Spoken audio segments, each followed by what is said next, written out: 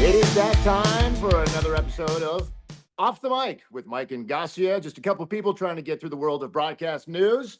Gasia does mornings, I do nights. She has a husband, I have a wife. One thing we do have in common, we each have two children. How about that, Gasia? All right, so I'm driving home last night. We talked about the storm. It's raining, it's windy, and then I'm in it. And then this morning, I just woke up like 30 minutes ago, and I'm chasing garbage cans right down my street. So our wonderful team of meteorologists were accurate. It is very windy out there this morning. Yeah, it's funny. It's garbage day in our neighborhood as well. I'm in the East Bay, and We have something else in common. There you go. yeah, exactly. Add it to the list. So, I can tell you, I was probably awake when you were driving home last night, which is super rare because I get up so early. I was up probably on the hour overnight because the storm was coming in and like the rain and the wind. I don't have to tell you, you drove through it, but I got very little sleep. And so when I drove in this morning, I probably got in the car just past 5 o'clock, and it was pouring buckets. So it was a ton of rain, a ton of wind. We were on the air starting at 4 a.m. It's calming down. I'm in the newsroom. I'm facing the big window here.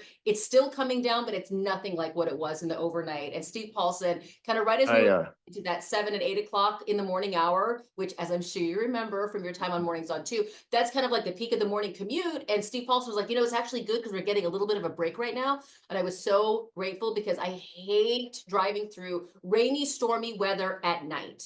Yeah. And so I broke the law last night or this morning and I did it with safety in mind for myself, crossing the bridge. So I crossed the bridge, and the wind gusts on this Richmond Centerville Bridge are just blowing, right? So lucky I'm going around midnight, and there's not a lot of traffic. So I only do this when I'm pretty isolated out there. It's got 2 lanes. Wow. And when you have 2 lanes, right, you have a stripe that separates the 2 lanes. So what I do is I use that stripe as my middle, and I fly right down the middle of that, kind of taking up the 2 lanes because I'm so close. The wind blows your car. It goes back and forth, So I do it just as a safety thing, so I'm not getting blown into the railings of the bridge. So you're using it because I was thinking maybe for safety and guidance. Don't tell anyone that, by the way. No, I won't. Don't worry. No one will know. Wow, I didn't even think. It's pretty rare that I drive across that bridge. I mean, I live in the East Bay. The station's here in Oakland, so I'm happy I don't cross bridges. For the record, you don't drive across bridges just in general, right?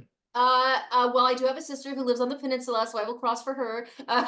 But she's the only one. I mean, look, you grew up here, so like East Bay types. We just don't cross bridges. So no, but I will cross for her. But like just that, I know exactly how you feel. Like you're holding onto the wheel and your car is kind of being buffeted by winds. It doesn't look like a big morning behind you. I'm looking in the newsroom. I'm like, there's one person walking by. I think that's Lisa over your shoulder. It looks quiet. Did everyone call out sick today? No. Okay, not only did no one call out sick, we've actually added extra crews, and like they're all out in it. I was talking to Jana Katsuyama in a minute. She was suiting up in her weather gear. She was doing weather yesterday. She's doing it today. So when you come in, she's already out by now, and she'll be out there for your newscast. Yeah, she was live last night in Santa Rosa for us doing weather. Yeah, Jesse Gary, actually, we added him to the mornings, and he was down in like Santa Cruz, Felton. So yeah, it's brutal, man. I mean, you remember, it's a long day when you're out. When I was doing general assignment reporting and covering the rain, especially at the tail end of the winter or towards the end, your February, March storms. But it's a draining day getting in and out of the truck. You're soaking wet. You're not really stopping and eating or doing any of that. Remember 2005 on New Year's Eve, I got stuck in Guerneville. I was up there. I was right when we got our satellite truck, and we got stuck. I mean, I was there for 3 days but we just became an island, and we couldn't get out. And I was borrowing people's canoes with our photographer and trying to cover the story. And God, I think we broke it. Yeah. When they sent you, like, did you bring a toothbrush, or were they like, "What is it?" No, it was going to be like a 12-hour day. All right, we're going to go up early. It's New Year's Eve, and then we're going to come back. But then when the situation totally turned when we were up there, and like I think the river just started going over its banks, we knew we're like, okay, we're in trouble. And then the town started shutting down. We didn't really pack food. Safeway was closed. We wound up John Stevens wound up breaking into Safeway in the back loading docks and like finding what he could. And I think we had like cheese and crackers, one of those big trays, you have party trays. Like that was our dinner that night. And then I remember we were on air for a long time. And then finally we signed off around midnight. And I remember knocking on some guy's house. I'm going, it's New Year's Eve. I mean, you have to have some sort of whiskey. And so he poured me a little whiskey in like a Dixie cup. How nice of him, right? That's so nice. So that's where I spent my New Year's Eve. And then anyways, we were there for a couple more days. But I mean, that's an extreme event. right? Yeah. Today's one of those normal days of rain, but yeah, they're long days for the reporters. So when you see him on air, I know sometimes viewers laugh, oh, he's so soaked, she's so soaked, or look at the wind blowing, but it's when they're doing that live shot, that is typically at the end of their day, right? So long days. Yeah, I kind of joke like we had James Torres out at the Pacific Pier today, huge waves, as you know. And then a couple days ago, when it was raining really hard in the city, he was out in San Francisco. He was like, even my socks are soaked. And so I jokingly said it, but I meant it. I said, we're sending James out there so you don't have to go, like so people can really see. Oh, it's brutal out there. Maybe I shouldn't go out there. So he's a good sport about it. The one thing I remember, and this is like going back to like almost 20 years here, but back when you and I were new, I used to report dayside, and it was a big deal to be asked to stay and do a 10 o'clock live shot, right? And so it was stormy weather, and they asked me to stay and do a live shot for the 10 o'clock news.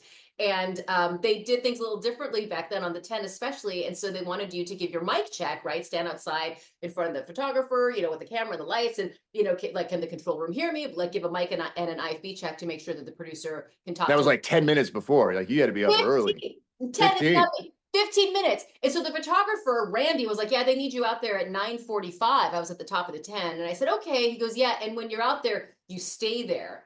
And I said, so I just stand there for 15 minutes getting, Yes, you do. or I do my live shot? He goes, yeah.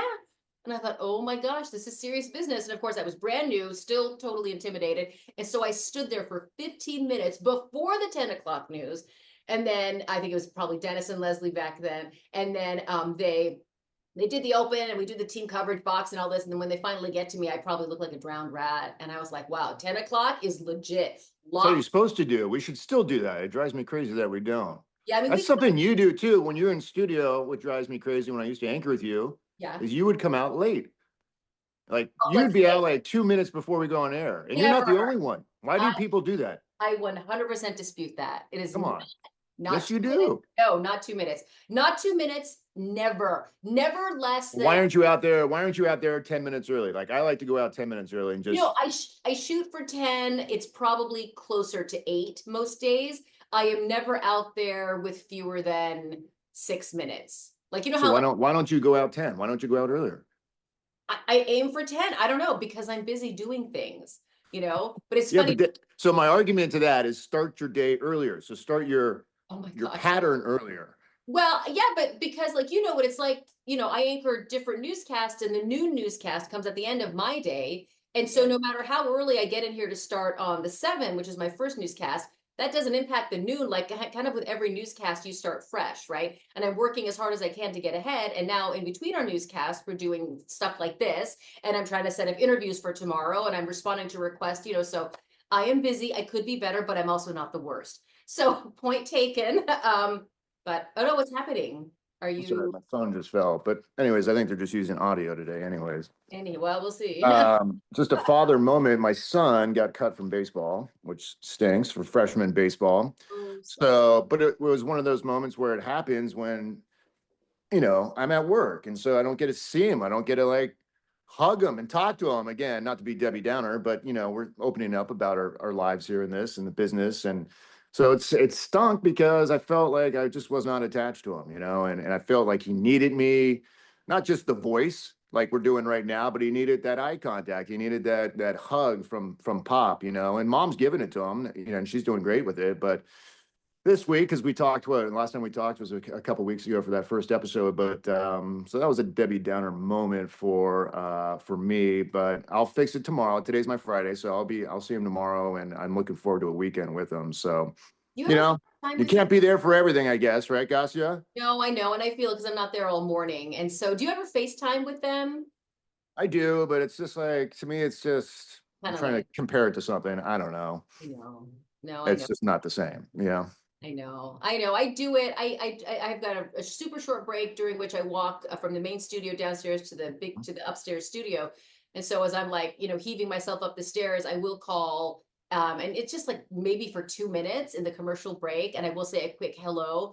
But usually like the mornings at home, and this, like they're kind of bedlam. Like no one, I'm envisioning that they're having like a nice breakfast around the table and talking about the day, but instead it's like this one's not up yet, and that one forgot his permission slip, and I thought you had practice, but turns out you don't. So it's kind of a zoo. Do So your children ask you how your day was my at old work? has started to, yeah. Yeah. Yeah. That's pretty cool. I like that. Both my children ask me every day. Oh, I that's appreciate nice. that. Yeah. How much of what we do here do you tell them? I'd say 25%. Yeah. Yeah. I'm about the same. Can I tell you something that's like, I kind of surprised myself. In fact, so you were here. I saw, like, we're all connected through Slack, and I kind of keep half an eye on it even when I'm not here. And I saw that they had that new information about that horrible crash in Piedmont where those four Yeah. teenagers were at a Cybertruck that crashed, and they got the Yeah. toxicology reports back. And these are all like 19-year-olds. And Terrible. Dude. the three Yeah. people who died were found to have, varying amounts of cocaine and or methamphetamine and or alcohol in their bodies. And I'm thinking, oh my God, 19 years old, on like the very cusp of, a young life. And I was looking at it, and I was in the kitchen, and I kind of gasped just because it was even just distressing for me to read it and even to share it again with you here. And my older son, my 16-year-old, goes, what is it? And my first thought was like, don't tell him, don't scare him, shut it down. He doesn't need to know. And then I realized, you know what? He could be driving soon, right? He's Yeah. probably in a mix where some of those things might come into play one day. And so I surprised myself, and I told him, and I said, hey, do you remember there's a really bad crash back around Thanksgiving in Piedmont? And he goes, I think so. I said, well, the toxicology test just came back, and this is what was found to be in the bodies of those who died. And it was really, because you're talking about people who are like not that much older than my son. So, but I told him, and 2 years ago So I would you have used it as a teaching moment 100%. for your 2 years teenagers. ago, Yeah. I'd have been like, oh, nothing, honey, just looking at recipes. But that's a big change for me because up until the pandemic, I kept probably at least 95% of what we do and what we cover at work away from them. Because they didn't Yeah. want to scare them, didn't want to traumatize them. I've talked about how certain stories, and it's not always like the biggest and the worst stories. Some stories just get into your bones and affect you kind of forever. Oh, like the fentanyl and the pills, and like pills in high school. And like, so we are having those discussions, like, whatever, you don't take a pill, don't take anything that anyone gives you. So Yeah. yeah, reporting on that, that's a conversation we've had with our son for sure. Good, good. Um, Yeah, I dragged my kids. They had like a fentanyl talk for parents, and I'm like, you two are coming with me. And it's funny because after the talk, there were like some other kids who were there dragged by their well-meaning parents, and it was mostly like leadership kids. And and one of my sons said, like, Mom, the kids who were there, like that talk wasn't for them, kind of saying like those aren't the kids who would take drugs. And I said, number one, you don't know that. Like, you don't know anything about anybody behind closed doors. And I said, number two, fine, maybe no one there is going to take drugs, but maybe now you are all in a position to save someone's life, right? yeah. Realize that someone is overdosing, realize that someone needs to call 911. Like, you can actually take that action now. So I like the amount of work coinciding with my life has just taken off like a rocket. I'd say probably in the past 5 years for sure. There's a picture on my desk. You go over, there's a couple guys from that I went to high school with, good friends who've died in their early years. And so for me, that's a reminder of just friendship and doing better for others and reminding them the dangers that are out there for my family. And then sometimes I don't have it at work, but at home, I have my varsity football picture. And I also lost two other people in a car crash in high school that was similar to the story you're telling me. So I've shown my son that photo, and look at these two guys, they're not here anymore.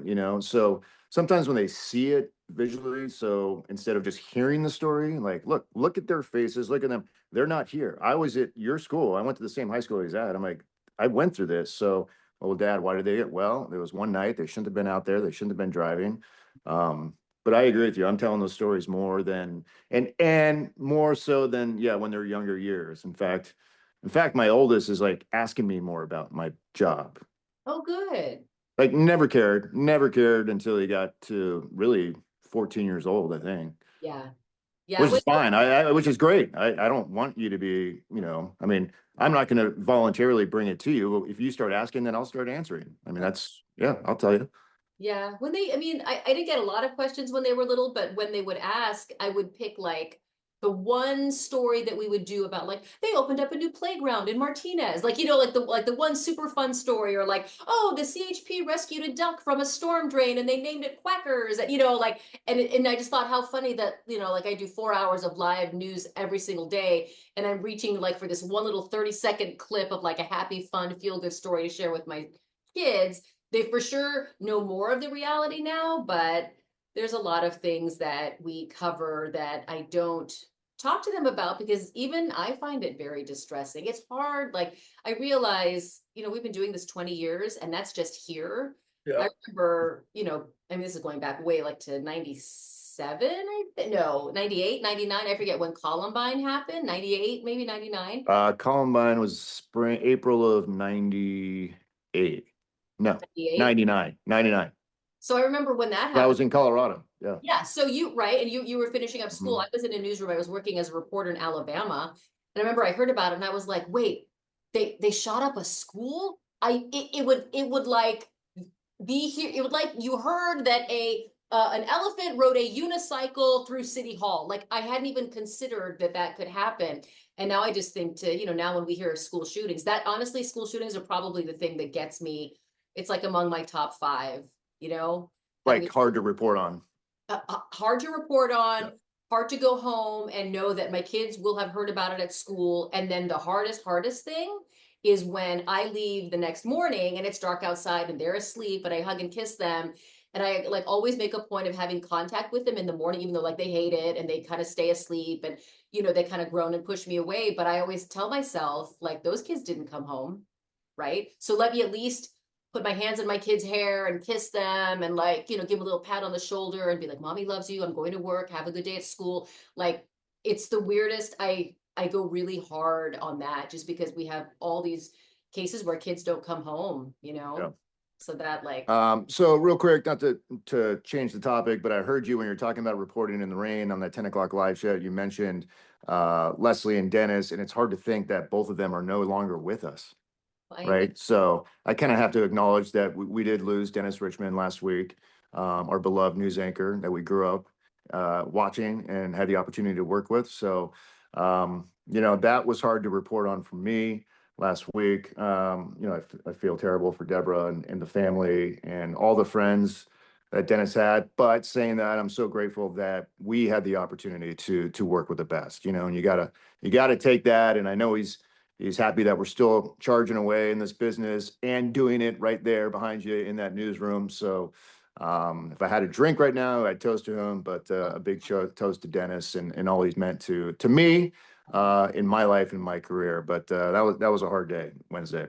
yeah, I remember did you ever work in the studio with Dennis? You were primarily reporting when Yeah, no, if I was doing something, I was out in the field, so I would never be with him. But you anchored with him. I I know. did. I think, and what's like, I think I'm the last new person to have anchored with him. And Mm. Mike, when I tell you, like when you and I anchor together, like, we talk in the commercial breaks, and, like we're friends, right? He did not even look at me. Like he was he sits on this side and like his gaze stopped, at the midline. And it was really, God, it was so intimidating. And I was just telling myself, don't mess this up, like this is not even this is your chance. I wasn't looking at it as like, here's my chance to maybe get ahead and become an anchor at KTVU. Like it was none of that. It was like, just show him that you deserve to be here for this 1 hour newscast. Like it Yeah. was the most pressure I've ever felt. And I will never forget, I mispronounced, no, it wasn't a mispronounce. I just kind of like stumbled on my words. I was pronouncing someone's name and I just stumbled and I mispronounced it a little bit. And Dennis he barely turned his head. He kind of darted his eyes over to me, like, and just to kind of, it was almost like he said to me, get it right. He wasn't mean about it, but just like a little, like, I noticed that. And I was like, oh my gosh. And I like thought I was going to be fired. Right. So it was just like the pressure. I think it was probably too much pressure. A lot of pressure back then. In the editorial meetings, I'd be like in there with him at the the desk, the long desk, Yeah. and I do like look out of the corner of my eye, like see if he's looking at me, and Right. like, but I don't Right. want to get caught. Right. And you also don't want to pitch something stupid, you're like, Yeah, I know. he has But so many that was good. a big loss. But we'll dedicate. Well, I'll dedicate the rest of my time in that studio for him. For sure, every day. I think about him. He still had that big photo in the loading dock, so I look at Yeah. him. Yeah. Yeah. The I one tap where, my chest and then I say thank you and hello. yeah. So. Yeah. We got to wrap it up, Gasia. But tomorrow, I just want to say, is Valentine's Day. I hope you're going big, and it's on a Friday night. No pressure. Night. I'll be in my jammies at 8 o'clock. I'm going to do my usual thing: heart-shaped pizza with heart-shaped pepperoni. Come on, get out. Just go out. No, Break the tradition. no, that's like the last thing I would do tomorrow. What are you doing? I Do you know think it's we're really not gonna and go. your I thought daughter? I had more pressure under me because I have Fridays off. Yeah. And when I realized it a few weeks ago, I'm like, Valentine's Day is on my day off. I'm like, usually I'm at work and I'm working nights. It's cool. So no, I'll write a love letter. I'm gonna go after this little thing we're doing. I'm gonna go get the flowers. Okay. I think I'll go 2 dozen. I'll hide them in the closet, and then when I come home tonight, I'll pull them out, and then I'll put them on the kitchen counter. So she'll have them in the morning. And honestly, I don't know what we're gonna do, but it's gonna be fun. We'll pop some bubbles. We'll toast, and who knows? Whatever. Maybe we'll take a nice long walk in the rain. Do you do little sweetheart things for your daughter as well? I feel like you do. I just give her a nice big hug and tell her I love her. You're so lucky to have a girl. Oh wait, hold on. I do the what do you do? Oh, and buy you these little heart candies from C's. yeah, yeah, yeah. Oh, that's That's nice chocolate. that's really good chocolate. Yeah. You want one? I'll leave one on your desk. No, you save it all for your two sweethearts there at home. You're All sweet. right. Well, happy Valentine's Day to you. Happy Valentine's Day to everyone listening or watching. And again, not sure what this is or what we're doing. We just call it off the mic. And remember, sometimes you get shown the light in the strangest of places if you look at it right. We'll see you next episode.